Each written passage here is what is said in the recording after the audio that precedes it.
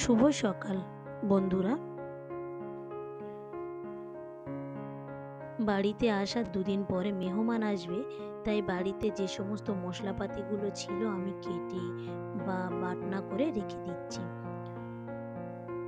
বাপের বাড়িতে আসার পরে অনেকটা জামা কাপড় ছিল সারাদিন ধরে, সেগুলো পরিষ্কার করা, ঘর বারান্দা পরিষ্কার করা, অনেক কাজ ছিল। তাই দুপুরবেলা ডাল, আলু ছানা আর ডিম ভাজা করে যে কোনোভাবে খেয়ে নিয়েছিলাম। হঠাৎ রাতে বলল যে আমি মাছ নিয়ে যাচ্ছি। আমি ভেবেছি হয়তো অন্য কোনো মাছ নিয়ে আসছে। রাতে আনার পরে দেখছি যে সেগুলো জ্যান্ত কই মাছ ছিল। কি আর করা যাবে, এই মাছগুলোকে আমি একটা বড় হাঁড়িতে করে যাইয়ে রেখে দিচ্ছি। এতটা বাছা সম্ভব নয়, খানিকটা বেছে নিয়ে এসেছিল, আর যেগুলো একটু মরে যাচ্ছিল সেইগুলো আমি বেছে নেব, নিয়ে রাতের বেলা এগুলো রান্না করে খাওয়া দাওয়া করে নেব।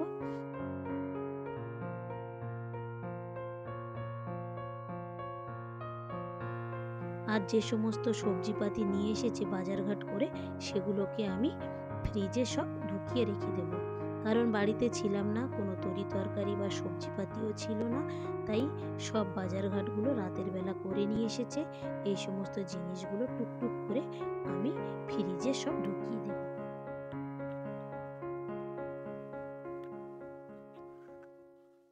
বাড়িতে সবাই একটু বেশি সবজি পছন্দ করে, এখানকার মানুষেরা সবাই প্রায়, তাই সবজি না হলে এখানে চলে না। মাছ মাংস যাই থাকুক না কেন, যে কোনো সবজি না হলে খাওয়াও ভালো হয় না। সেই জন্যে সবজিটা আমাদের বাড়িও একটু বেশি করে আনা হয়। এখানে অনেক রকমের সবজিও নিয়ে এসেছিল। কি কি সবজি এনেছে আগে বের করি, তারপরে আমি বলছি। এখানে নিয়ে এসেছে পটল, বরবটি, লঙ্কা আছে, আর ভেন্ডি, পুঁই শাকের ফুল, লাল শাক। আর বড় ব্যাগে কি আছে সেগুলো চলুন বের করি। বাড়িতে না থাকলে, অনেক দিন পরে বাড়িতে আসলে বাড়ি ঘর দোর সব এমন হয়ে থাকে যে সেগুলো পরিষ্কার করতেও একদিন সময় লেগে যায়। তারপরে নিজেদের জামা কাপড়ও, সেগুলো পরিষ্কার করতে করতেই সারাটা দিন কেটে গেল। এখন রাতের বেলা সমস্ত সবজিপাতিগুলো এনে দিয়েছে। যা হোক, কাল সকাল থেকে আমার রান্না করার কোনো অসুবিধা আর হবে না। রাতে বেশি কিছু রান্না করব না, শুধুমাত্র একটু কই মাছ ঝোল করেই খেয়ে নেব।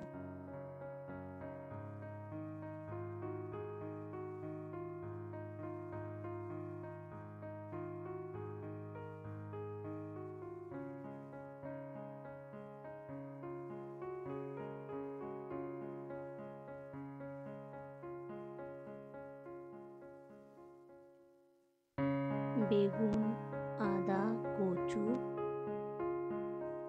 গাজর ছিল, কলা, কুমড়ো, ওল, আরও অনেক কিছুই ছিল।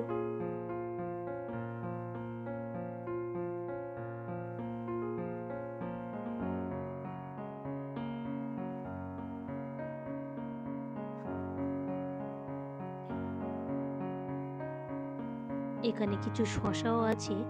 আগে আমি সবজি পছন্দ করতাম না, কিন্তু এখানে আসার পরে অল্প অল্প করে খেতে খেতে এখন আমারও একটু সবজি না হলে হয় না।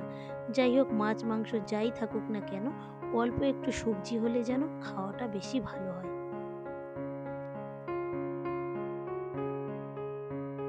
যেহেতু অনেক রাত হয়ে গিয়েছে, ছেলেমেয়েরাও আমার কাজে সাহায্য করছে। ভিডিওটা তাহলে এখানেই শেষ করছি। ভালো থাকবেন, সুস্থ থাকবেন, আর ব্লগটি কেমন লাগলো অবশ্যই জানাবেন। ভালো লাগলে একটা সাবস্ক্রাইব করে দেবেন। দেখা হবে পরবর্তী ব্লগে।